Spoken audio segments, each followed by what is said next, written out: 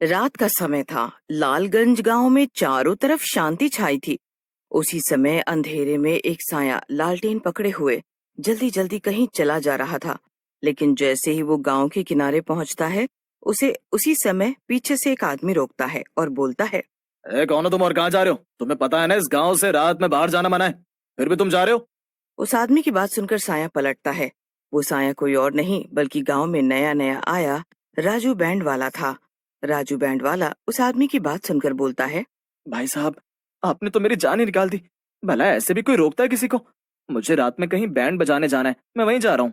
लेकिन उस आदमी पर राजू बैंड वाले की बात का कोई प्रभाव नहीं पड़ता और वो गुस्से में बोलता है, तुम कोई भी हो और कहीं भी जा रहे हो, इस गांव के नियमों के हिसाब से तुम रात में गांव से बाहर नहीं जा सकते, इसीलिए तुम्हें वापस जाना होगा।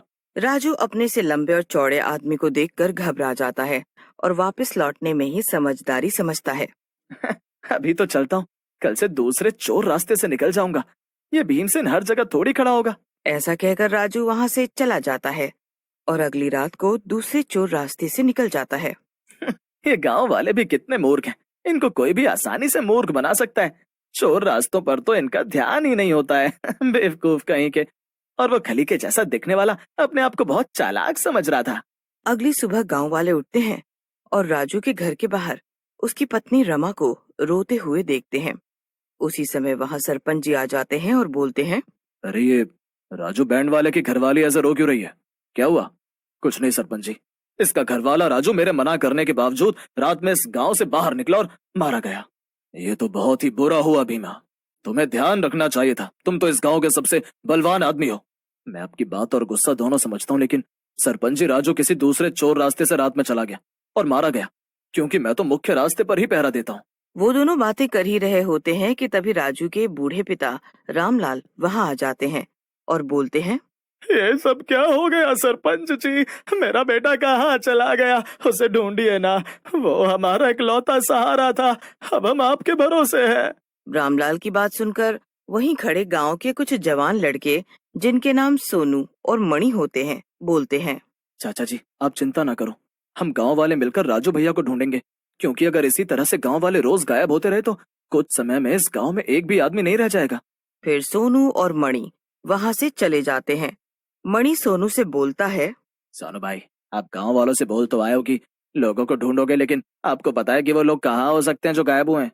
तुम्हारी बात में तो दम है, लेकिन मुझे न जाने क्यों लगता है लोगों को खो जाना जंगल में बहने वाली नदी से जुड़ा हुआ है। हम दोनों को उसी नदी के पास चलकर देखना चाहिए। फिर दोनों उस नदी के पास जाकर खड़े हो जाते हैं। दोनों काफी देर तक वहीं खड़े रहते हैं। उसी समय रात हो जाती है। सोनू को भूख लग जाती है। वो मणि से बोलता है, अरे मणि, मुझे भूख लग रही है, मैं कुछ खाने को देख कर आता हूँ। अगर तुझे यहाँ डर लग रहा है तो तू भी मेरे साथ आ सकता है। क्या बात कर रहे हो आप सोनू भाई? भला मैं क्यों डरने लगा? आप जाओ और कुछ खाने को लेकर आओ, मैं यहाँ इस जगह पर नजर रखता हूँ। फिर सोनू वहां से चला जाता है और मणि वहीं नदी के किनारे खड़ा होकर उसका इंतजार करने लगता है। थोड़ी देर बाद ही नदी में हलचल होने लगती है। अरे बाप रे, ये नदी में इतनी हलचल क्यों हो रही है? कहीं इस नदी में मगरमच्छ तो नहीं है? मुझे थोड़ा पीछे खड़ा हो जाना चाहिए। ऐसा कहकर मणि पीछे हो जाता है। उसी समय नदी में से एक बड़ा सा पंजा निकलता है और मणि को पकड़ लेता है। मणि डर के मारे जोर जोर से चिल्लाने लगता है, बचाओ सोनू भैया, बचाओ, ये हाथ मुझे नदी के भीतर खींच रहा है, मुझे बचाओ सोनू भैया।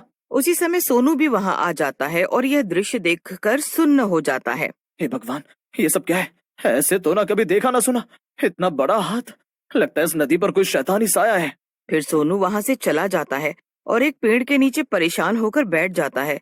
उसी समय वहां पर एक साधु आते हैं। साधु सोनू को देखकर बोलते हैं, क्या हुआ बेटा, इतना उदास और परेशान कैसे बैठे हो? क्या हुआ, कोई समस्या है क्या? बाबा, आप यहाँ से जाओ, आप मेरी समस्या को नहीं सुलझा सकते। मेरे पास आपको देने के लिए कुछ भी नहीं है। बेटा, वैसे भी तू हम जैसे साधु को क्या दे देगा? हम तो साधु होते ही इस दुनिया को देने के लिए हैं। चल बता अपनी समस्या, शायद मैं तेरी कुछ मदद। सोनू को साधु बाबा की बातों में सच्चाई दिखती है और वो उन्हें रात को हुई दुर्घटना के बारे में बताते हैं। बाबा, अगर मैं रात में खाना लाने नहीं गया होता तो मणि की मौत नहीं होती। इस नदी ने गांव वालों के साथ साथ मेरे दोस्त को भी निगल लिया और मैं कुछ नहीं कर पाया। मैं अब गांव किस मुंह से जाऊंगा? तू परेशान क्यों हो रहा है बेटा? जो भी हुआ उसमें तेरा कोई हाथ नहीं था बेटे। ये सब तो उस चुड़ैल का किया धरा है। क्या कहा बाबा, चुड़ैल? तो मैंने जो हाथ देखा, क्या वो चुड़ैल का था? मुझे कुछ समझ नहीं आ रहा है, जरा विस्तार से पूरी बात बताइए।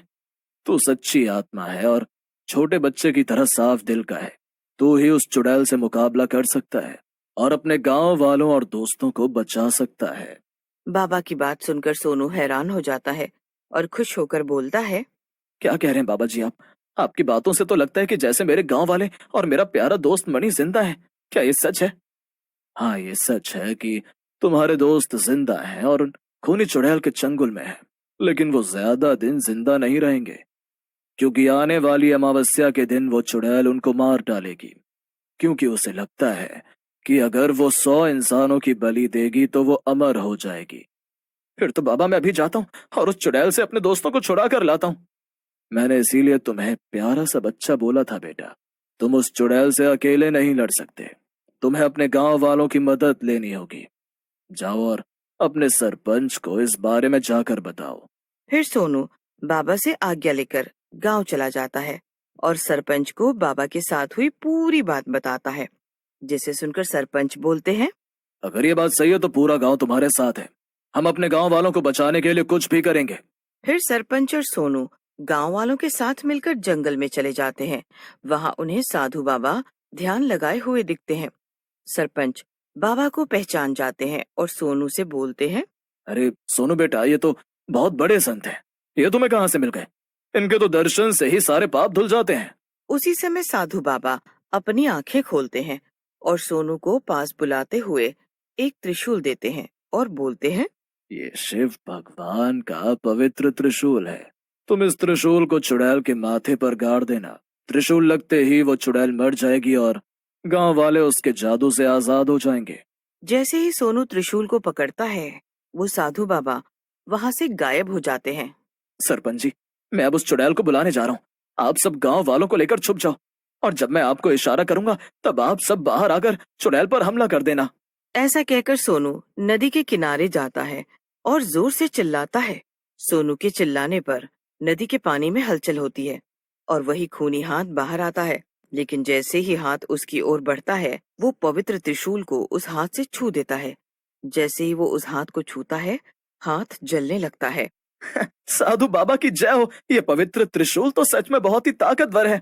जैसे ही हाथ जलता है, वहां पर एक देवता आ जाते हैं और सोनू को बोलते हैं, सोनू, तुम्हारा शुक्रिया। तुमने मुझे इस चुड़ैल के चंगुल से आजाद करा दिया।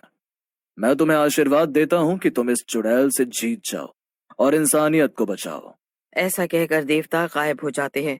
उसी समय चुड़ैल भी गुस्से में बाहर आती है और बोलती है, कौन है वो दुष्ट जिसने मेरे जादू को तोड़ा? मैं उसकी जान ले लूंगी। अपने सामने खड़े सोनू को देख चुड़ैल हंसने लगती है। तो तू है वो जिसने मेरे जादू को तोड़ा? इंसानों की भी हिम्मत बढ़ गई है। चुड़ैल अपने जादू से सोनू को बांधने लगती है। ये देख गांव वाले अपने लाठी डंडों से चुड़ैल पर हमला कर देते हैं। सोनू चुड़ैल के चंगुल से आजाद हो जाता है। फिर सोनू चुड़ैल को त्रिशूल के माथे पर गाड़ देता है।